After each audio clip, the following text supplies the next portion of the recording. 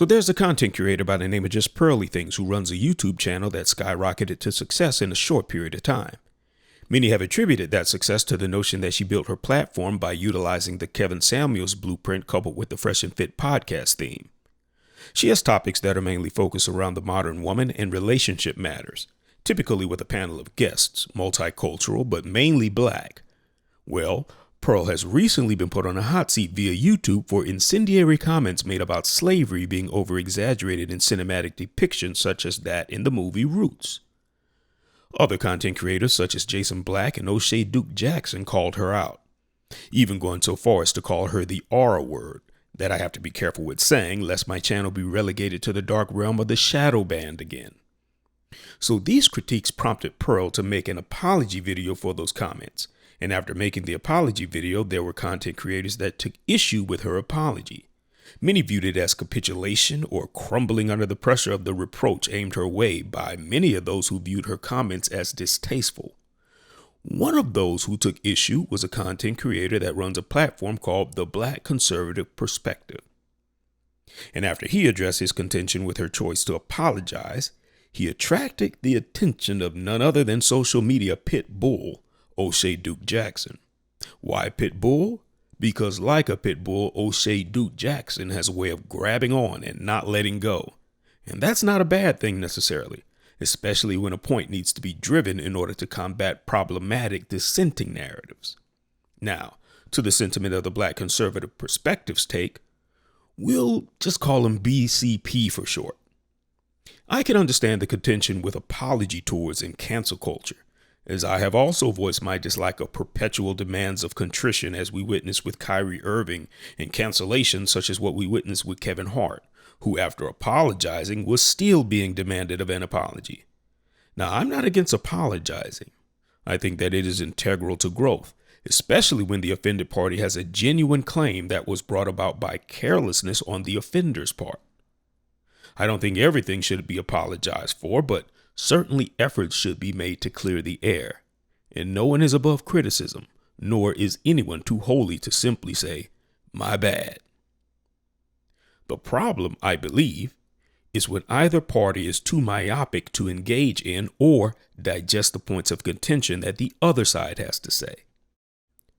So Oshay went on to apparently label BCP as a sellout for his commentary, and BCP pushed back with a response video. Now, I don't know either of these two gentlemen, but as an observer, I did find talking points that can be interpreted as dismissive to many of the valid claims that even Pearl admitted to being problematic, specifically the uneducated comments pertaining to the horrors of slavery. But whether Pearl had a controversial character on her show and whether they were comments made in poor taste is not my concern, because personally, I'm not offended that easily. But what the focus will be on is the manner of address that can take place between two black spokespersons that can easily be construed as so-called selling out. Now, I am of the belief that a messenger is merely a messenger, and the way that a message is received has no bearing on the messenger. You can argue with the delivery, but how you take it is more of a personal matter, so long as the message was delivered. Now, on the other hand, a teacher is a different matter. A teacher must be vested in the direction that whatever it is that they are trying to relay is understood in the manner that it was intended to be received and understood. And if there are any discrepancies or mistakings, the teacher must be able to revise the lesson or the message in a way that ambiguity is mitigated so that the receiver receives what is being given accurately and with full understanding. So if the intention of either of these gentlemen is to merely be a messenger, I can understand the unwillingness to budge in either one's direction. But if the goal is to be understood, then it would do us all well to put the ego aside and just listen with the spirit of receptivity and understanding. Understanding that the ambiguity that often accompanies an unrevised speech that is spoken from the top of the head can easily sway in one direction versus the other. With that being said, it is worth noting before we proceed that in this regard, all that I am is a messenger. This will be a subject matter done in two parts. This will be an exercise to show how one mind can argue objectively from the perspective of both Oshay Duke Jackson's point of view, as well as the Black conservative perspective's point of view. This is part one, which will be done from the perspective of Oshay Duke Jackson, as to how the commentary from his opposition can be interpreted as selling out. If you are too sensitive to stand it until the end and you would rather wait for part two, which are the supporting arguments for the Black conservative perspective, that's your prerogative. But without further ado. And she's clearly doing all the things that the wokes want, right? From the white man or for white people, right? You know, hire Black people, give them chances, okay? Platform their voices. I mean, again, she is platforming Black voices, literally, okay? Platforming Black voices, and they're benefiting from it. They're getting paid. They're employed. They probably have good jobs. You know, she's making money too. Again, there should be no complaints here. This statement carries the level of ambiguity that can easily be interpreted in the same vein as this. Keep the political commentary to yourself, or as someone once said, shut up and dribble. So in other words, intrinsic value purchases silence.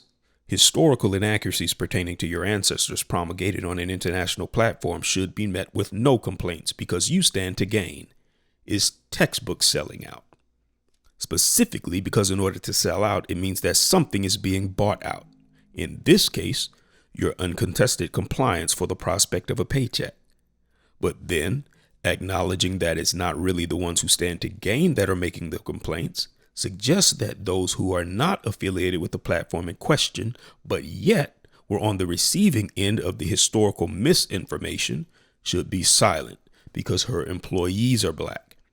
And if they care about Black people, they should not attempt to disturb the peace so that these Black people who are employed will not lose their jobs. That's a logical fallacy called argumentum ad misericordiam. Again, I'm just the messenger pointing out the ambiguity that can lead to the interpretation of the alternative when speakers utilize more passion than tact.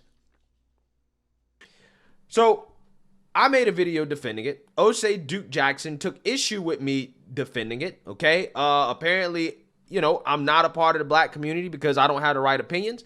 And he believes that I am a sellout. Okay. He believes I'm a sellout because apparently I have the wrong opinions.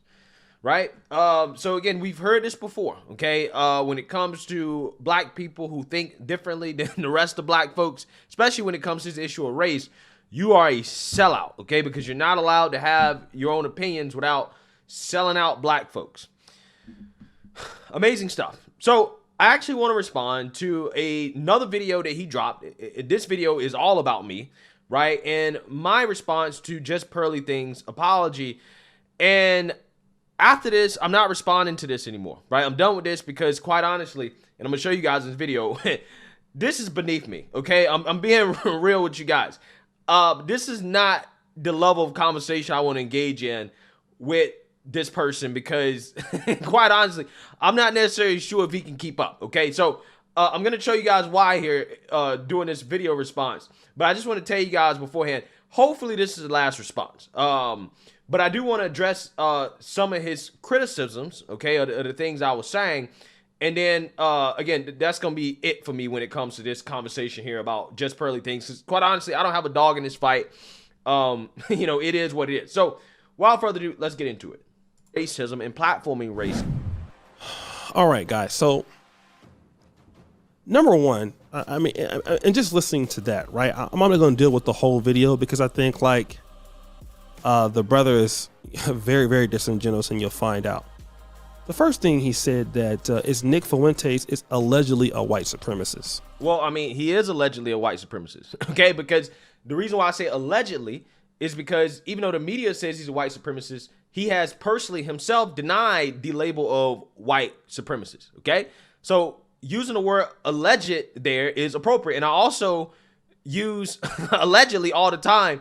Most of the time, it's just sarcasm, right? It's comedic relief. That's why I do it. I just find the word to be funny, right? And how it's used.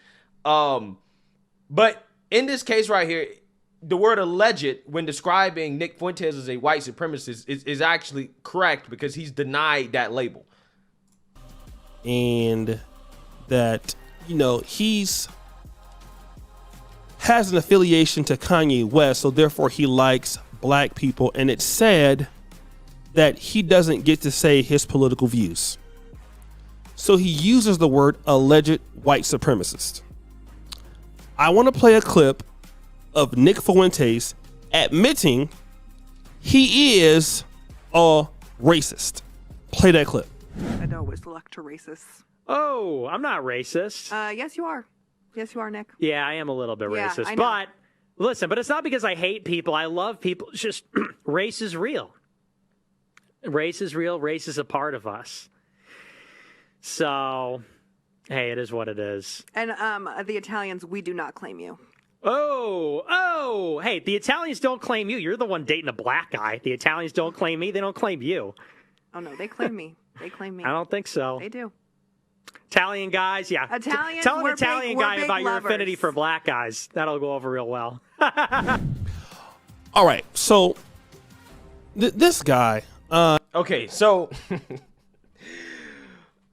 his rebuttal to my calling of Nick Fuentes a white, alleged white supremacist is him playing a clip of Nick Fuentes joking about being a little racist. This part.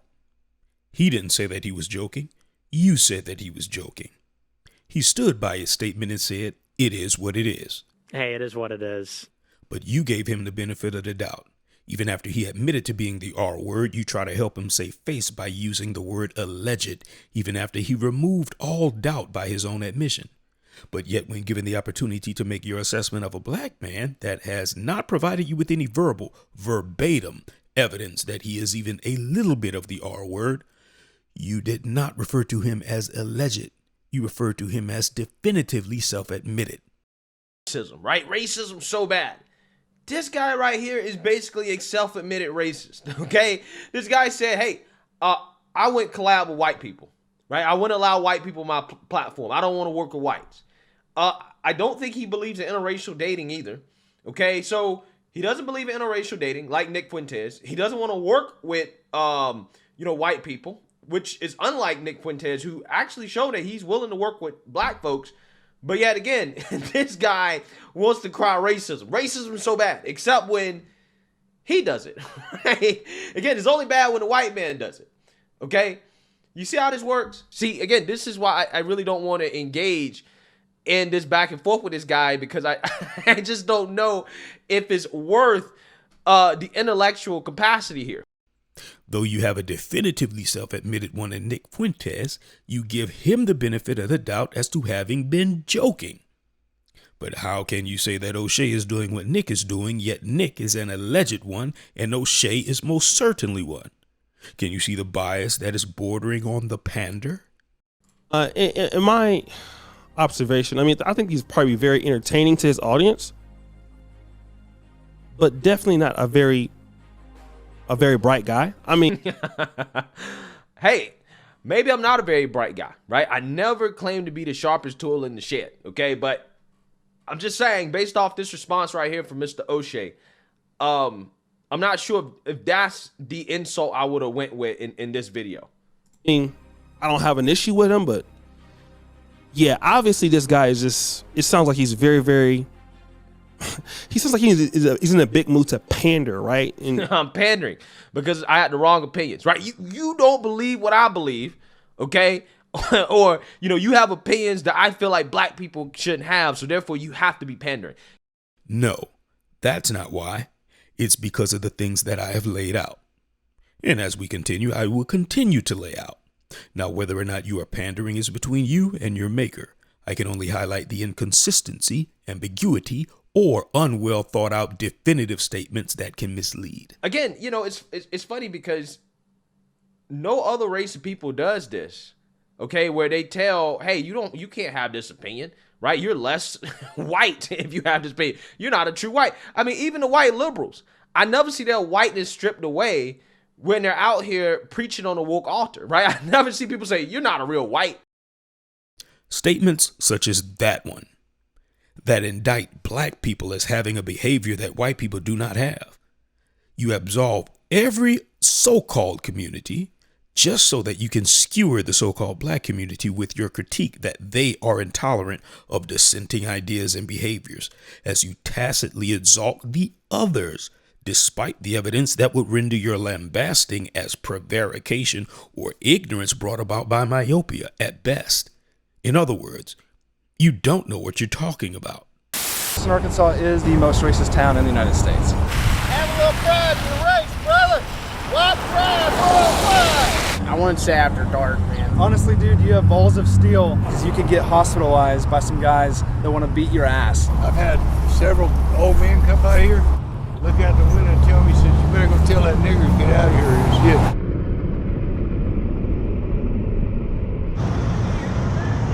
About 10 minutes, I'm gonna be back. You better be fucking gone. Okay, come back. White man, white lie. We matter too. You're a white man. Crazy. You're a dumbass motherfucker. You dumb shit. You racist motherfucker. You don't know what you're talking about. But I mean, it's not a good take. So the guy says, well, she has black employees and she has a black boyfriend, so obviously she isn't racist. Well, African Americans have 15% white DNA on average. Can you not say that whites having sex with blacks, they can't be racist? Of course you can have sex with somebody and be racist. It's very possible. It happens all the time. Man, my respect for Oshay is really keeping me from calling him names. Okay, I'm not gonna call him any names. Okay, I'm not gonna disrespect him. Okay, I respect my elders, right?